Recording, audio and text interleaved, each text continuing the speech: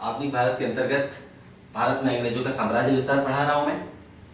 सबसे पहले अंग्रेजों ने बंगाल पर अधिकार किया। प्लासी का युद्ध एक षड्यंत्र का परिणाम था। वो अंग्रेजों की वास्तविक विजय नहीं थी, लेकिन बक्सर के युद्ध ने बंगाल पर अंग्रेजों के अधिकार की वैधानिक पुष्टि कर दी, क्योंकि अंग्रेजों ने इसी किसी षड्यंत्र के परिणाम स्वरूप नहीं बल्कि अपने सैनिक बल से जीता था। अंग्रेजों ने अपनी सैनिक बल से भारत के तीन राजाओं को पराजित किया था। बंगाल के नवाब मीर कासिम को, मुगल सम्राट शाह आलम द्वितीय को और अवध के नवाब शुजा-उद-दौला को एक साथ एक ही युद्ध में पराजित किया था। परिणाम स्वरूप बंगाल अब कंपनी के कदमों में आ चुका था और बंगाल पर उनके वैधानिक अधिकार की पुष्टि हो चुकी थी। यानी अब कंपनी बंगाल में सर्वे सर्वा बन चुकी थी। ठीक है। बक्सर के युद्ध के बाद बंगाल में द्वैत शासन की शुरुआत हुई। वास्तव में द्वैत शासन के माध्यम से भी बंगाल को लूटा गया। बक्सर के युद्ध के बाद बंगाल की लूट प्रारंभ हुई और इस लूट को अंजाम दिया द्वैत शासन ने, ऐसे समझ सकते हैं। द्वैत शासन लॉर्ड क्लाइव के दिमाग की उपज थी। ठीक है। इसकी व्यूह रचना लॉर्ड क्लाइव ने की थी कि बंगाल पर द्वैत शासन कैसे किया जाए। द्वैत शासन 1765 से लेकर 1772 तक चला था। द्वैत शासन 65 से 72 तक के काल में चला था। ये था क्या, इसको समझने से पहले मुगल प्रांतों के अधिकारियों को थोड़ा सा समझ लेते हैं। मुगल प्रांतों में दो तरह के अधिकारी होते थे, एक सूबेदार और दूसरा दीवान। सूबेदार का काम कानून व्यवस्था और सैनिक कार्य था। कानून व्यवस्था का कार्य देखता था और सैनिक कार्य देखता था। और दूसरा था दीवान। दीवान का मुख्य काम राजस्व वसूली और वित्त व्यवस्था था। दो तरह के अधिकारी थे मुगल प्रांतों में। बंगाल भी मुगलों का एक प्रांत था, है ना। बंगाल भी मुगलों का एक प्रांत था। बंगाल में ये दो तरह के अधिकारी होते थे। ये दोनों अधिकारी मुगल बादशाह के प्रति उत्तरदायी होते थे और साथ ही एक दूसरे को नियंत्रित भी करते थे, है ना। यानी चेक बैलेंस के माध्यम से मुगल बादशाह प्रांतों पर राज्य करते थे। दो तरह के अधिकारी नियुक्त करते थे और ये दोनों अधिकारी एक दूसरे को चेक और बैलेंस करते थे। ठीक है। यानी विद्रोह की संभावना प्रांतों में नहीं रह जाती थी। लेकिन औरंगजेब के काल में मुर्शिद कुली खान ने मुगलों से बंगाल को पूरी तरह से आजाद कर लिया और अपनी बंगाल की आजादी की घोषणा कर दी। यानी मुर्शिद कुली खान के समय से बंगाल में ये दोनों काम बंगाल के नवाब देख रहे थे। ठीक है, आप इतना समझ गए। अब बक्सर युद्ध के बाद की घटना देखते हैं। बक्सर युद्ध में ईस्ट इंडिया कंपनी ने मुगल बादशाह को भी पराजित किया था, है ना। तो मुगल बादशाह को पराजित करने के बाद अंग्रेजों ने 12 अगस्त 1965 को मुगल बादशाह के साथ इलाहाबाद की प्रथम संधि की। पराजित किया है तो उससे कुछ मांगेंगे कि नहीं मांगेंगे, तो इसीलिए इलाहाबाद की प्रथम संधि की गई। डेट याद रख लीजिएगा, ये महत्वपूर्ण है। जो भी फैक्ट व्हाइट बोर्ड पर लिखा होता है उसे तो सबसे महत्वपूर्ण माने, लेकिन लिखे वही जैसे मैं बोलता हूँ। तो इलाहाबाद की प्रथम संधि मुगल बादशाह के साथ की, क्योंकि वो भी पराजित हुआ था अंग्रेजों से।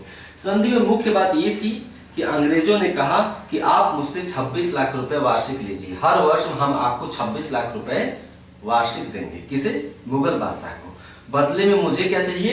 बंगाल, बिहार और उड़ीसा की दीवानी आप मुझे दे दीजिए। 26 लाख रुपए वार्षिक लीजिए और बंगाल, बिहार, उड़ीसा की दीवानी मुझे दे दीजिए। यही इलाहाबाद के संधि की मुख्य बात थी। ठीक है। यानी कि अंग्रेजों ने 26 लाख रुपए वार्षिक के बदले मुगल बादशाह से बंगाल की दीवानी प्राप्त कर ली। बंगाल में ही बिहार और उड़ीसा शामिल थे, ऐसे समझ सकते हैं। तो बंगाल की दीवानी उन्होंने 26 लाख रुपए में प्राप्त की थी। तो कभी कभी ये पूछ देता है कि बंगाल, बिहार, उड़ीसा की दीवानी अंग्रेजों को कितने रुपए में मिली थी? 26 लाख रुपए वार्षिक के बदले मिली थी। किसने दिया था ये दीवानी का अधिकार? दीवानी मतलब राजस्व वसूली और वित्त का अधिकार प्राप्त कर लिया था। यानी अब राजस्व वसूली बंगाल का नवाब नहीं करेगा। कौन करेगा? अंग्रेज करेंगे राजस्व वसूली। बहुत बड़ा अधिकार मिल गया था ये अंग्रेजों को। वास्तव में ये भारत में अंग्रेजों की या कंपनी की सबसे बड़ी सफलता थी, दीवानी का अधिकार मिल जाना। इसके मिल जाने के बाद तो हर कुछ स्वयं मिल जाता है। पैसे का अधिकार मिल गया तो बाकी अधिकार अपने आप कदमों में आ जाएंगे। इसके बाद कंपनी ने बंगाल के अल्प आयु नवाब को, कौन था बंगाल का अल्प आयु नवाब? नजमुद्दौला, है ना। बक्सर के युद्ध के समय मीर जाफर नवाब था, क्योंकि मीर कासिम को हटा दिया गया था। तो जब मीर जाफर की 65 मृत्यु होगी तो उसके अल्प वयस्क पुत्र नजमुद्दौला को उन्होंने नवाब बना दिया था, मुखौटे के तौर पर, ताकि बंगाल की जनता समझेगी कि हमारा नवाब नजमुद्दौला है। लेकिन धीरे धीरे नजमुद्दौला के सारे अधिकार कंपनी ने छीन लिए, उसको केवल मुखौटा बना दिया। यानी लूटपाट मचाओ, और दोषी कौन करार दिया जाएगा? नवाब, है ना, दोषी नवाब करार दिया जाएगा और शक्ति सारी हमारे हाथों में। तो इसके बाद कंपनी ने बंगाल के अल्प आयु नवाब को 53 लाख रुपए देकर उससे बंगाल की सूबेदारी, अर्थात सूबेदारी को ही हम निजामत कहते हैं, है ना, इसे दीवानी कहते हैं और इसे सूबेदारी को ही हम निजामत का अधिकार भी कहते हैं। तो 26 लाख के बदले में उन्होंने क्या प्राप्त किया? दीवानी प्राप्त की, और अल्प आयु नवाब को 53 लाख रुपए देकर उसके बदले में बंगाल की सूबेदारी या निजामत का अधिकार भी ले लिया। निजाम नवाब तो रहेगा नजमुद्दौला ही, लेकिन सूबेदारी और निजामत किसके हाथों में आ गई? अंग्रेजों के हाथ में आ गई 53 लाख रुपए के बदले में। ठीक है, अब बंगाल में प्रशासनिक अधिकारियों की नियुक्ति का अधिकार किन्हें मिल गया? कंपनी को मिल गया। यानी कानून व्यवस्था कौन देखेगा? बंगाल में प्रशासनिक अधिकारियों की नियुक्ति का अधिकार कंपनी को मिल गया, यानी कानून व्यवस्था की देखरेख का अधिकार अब कंपनी को मिल गया। इसके साथ ही न केवल राजस्व वसूली और वित्त का कार्य कंपनी करने लगी, बल्कि कानून व्यवस्था का काम भी कंपनी करने लगी। ठीक है, अब बंगाल में दीवानी और निजामत दोनों कंपनी के हाथों में था। कंपनी ने निजामत के लिए यानी प्रशासनिक कार्यों के लिए मोहम्मद रजा खां को नायब सूबेदार नियुक्त किया। प्रशासनिक अधिकारियों की नियुक्ति का अधिकार किसको मिल गया था? कंपनी को। तो कंपनी ने निजामत के कार्य के लिए किसको नियुक्त किया? मोहम्मद रजा खां को नायब सूबेदार, यानी सूबेदार कौन है? अब सूबेदार वास्तव में अंग्रेज है। तो कंपनी ने नायब सूबेदार मोहम्मद रजा खां को नियुक्त किया, और दीवानी के कार्य के लिए अर्थात राजस्व वसूली के लिए, है ना, उप सूबेदार यानी कानून व्यवस्था के लिए किसे नियुक्त किया? रजा खां को, और राजस्व वसूली के लिए अर्थात दीवानी के कार्य के लिए 3 उप दीवान नियुक्त किए। उप दीवान कौन कौन? बंगाल में मोहम्मद रजा खां, बिहार में राजा सिताब राय, उड़ीसा में राय दुर्लभ। वास्तव में ये सारे कार्य किसकी इच्छा से चलते थे? अंग्रेजों की इच्छा से चलते थे, चाहे कानून व्यवस्था हो चाहे राजस्व की वसूली। ये तीनों लिखने के बाद देखिए, इसके बाद राजस्व वसूली और कानून व्यवस्था दोनों कार्यों की देखरेख अंग्रेजों के हिसाब से चलती थी। केवल मुखौटा भारतीयों को बना दिया गया था, इस बात को आप लिखेंगे।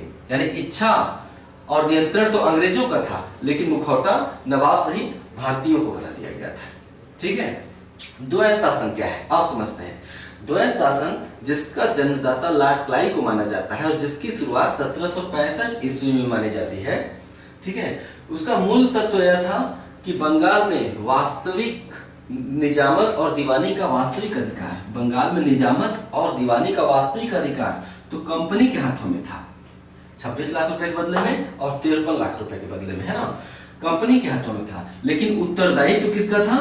नवाब का था, क्योंकि अभी बंगाल का नवाब था, है ना। कंपनी ने प्रत्यक्ष उत्तरदायित्व तो नहीं लिया था, शक्ति केवल ले ली थी। उत्तरदायित्व कंपनी ने शक्ति अपने पास रख ली और उत्तरदायित्व दे दिया नवाब को, है ना। तो वास्तविक अधिकार कंपनी के हाथों में, लेकिन उत्तरदायित्व तो नवाब का था। कंपनी दीवानी और निजामत भारतीयों के माध्यम से करती थी। दीवानी और निजामत किसके माध्यम से करती थी? भारतीयों के माध्यम से, जबकि वास्तविक अधिकार कंपनी ने अपने हाथों में रखा। ठीक है, वास्तविक अधिकार अपने हाथों में रखा।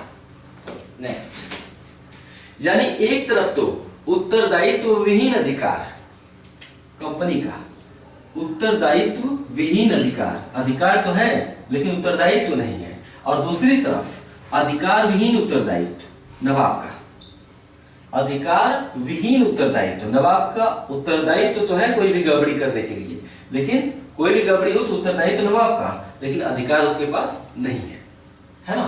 तो उत्तरदायित्व विहीन अधिकार कंपनी का, अधिकार विहीन उत्तरदायित्व नवाब का। यही द्वैत शासन का मूल तत्व है। द्वैत शासन का अर्थ है दोहरा शासन, यानी कंपनी का भी शासन और नवाब का भी शासन, लेकिन कंपनी के पास उत्तरदायित्व विहीन अधिकार, नवाब के पास अधिकार विहीन उत्तरदायित्व। यह है दोहरा शासन अर्थात द्वैत शासन। ठीक है, परिणाम क्या हुआ? कंपनी ने निजामत अपने हाथों में रख तो लिया था, लेकिन कानून व्यवस्था में उनकी रुचि नहीं थी। बंगाल में कानून व्यवस्था बनी रहे, प्रशासनिक कार्य सुचारू रूप से चले, इस काम में कंपनी की रुचि नहीं थी। उनकी नजर कहां पे थी? राजस्व वसूली पर थी मुख्य रूप से। तो कानून व्यवस्था का उत्तरदायित्व तो कंपनी ने स्वीकार नहीं किया। परिणाम स्वरूप बंगाल में कानून व्यवस्था ठप पड़ गई। चारों तरफ अराजकता और भ्रष्टाचार का बोलबाला हो गया। ऐसा लिखेंगे, कंपनी ने कानून व्यवस्था की जिम्मेदारी नहीं ली क्योंकि उनकी नजर राजस्व वसूली पे थी। परिणाम स्वरूप बंगाल में अराजकता और भ्रष्टाचार का बोलबाला हो गया। नेक्स्ट, व्यापार वाणिज्य का पतन हुआ। द्वैध शासन के दौर में कंपनी ने दस्तक का खूब दुरुपयोग किया। परिणाम स्वरूप एक तरफा शुल्क मुक्त व्यापार हुआ। कंपनी द्वारा एक तरफा शुल्क मुक्त व्यापार हुआ, यानी भारतीय व्यापारियों पर तो शुल्क लगता ही था। तो व्यापार एक तरफा शुल्क मुक्त व्यापार के चलते व्यापार वाणिज्य का बंगाल में पतन हुआ। बंगाल का कपड़ा उद्योग चौपट हो गया। उसमें बंगाल कपड़ा उद्योग के लिए पूरे विश्व में जाना जाता था। बंगाल का रेशम कपड़ा का उद्योग काफी फेमस हुआ करता था। तो कपड़ा उद्योग चौपट हो गया। कैसे? इंग्लैंड में कंपनी के डायरेक्टरों ने कंपनी के भारतीय अधिकारियों को एक आदेश दिया। इंग्लैंड में कंपनी के डायरेक्टर होते थे, तो कंपनी के डायरेक्टरों ने कंपनी के भारतीय अधिकारियों को कंपनी के अधिकारियों को भारत में निर्देश दिया कि आप भारत में कपड़ा उद्योग यानी रेशम कपड़ा के निर्माण को हतोत्साहित करिए। कपड़े का निर्माण नहीं होना चाहिए। डायरेक्टरों ने कंपनी के कर्मचारियों और अधिकारियों को निर्देश दिया कि भारत में कपड़ा उद्योग को हतोत्साहित करें और कच्चा रेशम के उत्पादन को प्रोत्साहित करें। ध्यान से सुन रहे हैं आप, कपड़ा उद्योग को हतोत्साहित करें और कच्चा रेशम के उत्पादन को प्रोत्साहित करें। कच्चा रेशम अर्थात रेशम का धागा, ठीक है, यानी भारतीयों को कपड़ा मत बनाने दीजिए, उन्हें केवल रेशम का धागा बनवाइए और वो रेशम का धागा इंग्लैंड भेजिए। फिर उसी रेशम के धागे से हम रेशम का कपड़ा बनाकर भारत में बेचेंगे। अगर भारत रेशम का कपड़ा बनाएगा तो हम क्या बेचेंगे? तो कंपनी के कर्मचारियों और अधिकारियों ने भारतीय दस्तकारों को जो कि कपड़ा बनाते थे हतोत्साहित किया और उन्हें रेशम का धागा लपेटने के लिए मजबूर किया। ठीक है, रेशम का धागा लपेटने के लिए यहाँ के जुलाहों को मजबूर किया जाता था। जुलाहों को मतलब दस्तकारों को। परिणाम यह हुआ कि बहुत से बंगाल के जुलाहों ने अपने अंगूठे काट लिए, क्योंकि जब अंगूठे ही नहीं रहेंगे तो आप हमसे धागा कैसे लपेटवाएंगे। यानी कि इतना मजबूर किया जाता था, अत्याचार किया जाता था, सस्ते दामों पर तैयार करवाया जाता था उनसे धागा। समझ सकते हैं आप कि जब सारी शक्ति अंग्रेजों के हाथों में थे तो पैसा पर्याप्त नहीं देते थे, सस्ते में धागा लपेटवाते थे। परिणाम स्वरूप बहुत से जुलाहों ने अपने हाथ के अंगूठे काट लिए ताकि हम बच जाए किसी तरह से। ठीक है, किसानों ने अत्यधिक राजस्व वसूली के कारण खेती किसानी छोड़ दिया। ये सब प्रभाव पड़ रहा है द्वैध शासन का। अत्यधिक राजस्व वसूली के चलते खेती किसानी छोड़ दिया। ऐसा क्यों हुआ? हुआ ये कि कंपनी के अधिकारियों ने किसानों से राजस्व वसूली का कार्य अधिक से अधिक बोली लगाने वालों को दिया। राजस्व वसूली, भू राजस्व वसूली का कार्य अधिक से अधिक बोली लगाने वालों को दिया। यानी जो कहता था कि हम किसानों से अधिक भू राजस्व वसूल सकते हैं, उसी को राजस्व वसूली का अधिकार दिया जाता था, ठेके पर दिया जाता था, है ना। नीलामी की जाती थी अधिकार की कि जो सबसे ज्यादा वसूली की जिम्मेदारी लेगा उसी को भू राजस्व की वसूली का अधिकार दिया जाता था। परिणाम स्वरूप राजस्व वसूलने वालों ने वो भारतीय ही होते थे। भाई अधिकार दे देंगे तो अपने लोगों पर मनमाना अत्याचार करेंगे क्योंकि उन्हें भी उसका पैसा मिल रहा है। तो परिणाम स्वरूप भारतीय किसानों का भू राजस्व वसूली के लिए खूब शोषण हुआ। क्यों? क्योंकि अधिकार उन्हें दिया गया जो अधिक से अधिक वसूली करने की बोली लगाते थे। तो परिणाम स्वरूप किसानों का भू राजस्व वसूली के लिए खूब शोषण हुआ। इसके परिणाम स्वरूप किसानों ने खेती किसानी छोड़ दिया और भाग गए। ठीक है, तो खेती किसानी छोड़ने के कारण बंगाल में खाद्यान्न उत्पादन में अचानक गिरावट आई। इसके परिणाम स्वरूप 1770 में बंगाल में भयंकर अकाल पड़ा। इस अकाल में बंगाल की 1 करोड़ आबादी भूखमरी की शिकार हो गई, अर्थात साफ हो गई, है ना, भूखमरी की शिकार हो गई। लॉर्ड कॉर्नवालिस ने द्वैध शासन के ऊपर इंग्लैंड की संसद में टिप्पणी किया। उस समय लॉर्ड कॉर्नवालिस भारत में नहीं आया था। लॉर्ड कॉर्नवालिस तो पिट्स इंडिया एक्ट के तहत 1784 में भारत आया, 1784 में आया। अभी 1770 की बात हो रही है। लेकिन उस समय लॉर्ड कॉर्नवालिस इंग्लैंड की संसद में एक सदस्य था। तो लॉर्ड कॉर्नवालिस ने द्वैध शासन पर इंग्लैंड की संसद में टिप्पणी की। क्या टिप्पणी की? दुनिया में कोई भी सरकार इतनी भ्रष्ट, विश्वासघाती और लोभी नहीं हो सकती जितनी भारत में कंपनी की सरकार है। दरअसल कंपनी कोई इंग्लैंड की संसद नहीं थी, कंपनी एक व्यापारिक कंपनी थी। वो व्यापार करने वाली कंपनी थी। इंग्लैंड की संसद से उसे मान्यता प्राप्त थी। ठीक है, पूर्वी देशों के साथ व्यापार करने की उसे मान्यता प्राप्त थी। ईस्ट इंडिया कंपनी को पूर्वी देशों से व्यापार का अधिकार, आपने पढ़ा होगा कि शुरू में इंग्लैंड की महारानी ने 15 वर्षों के लिए दिया था।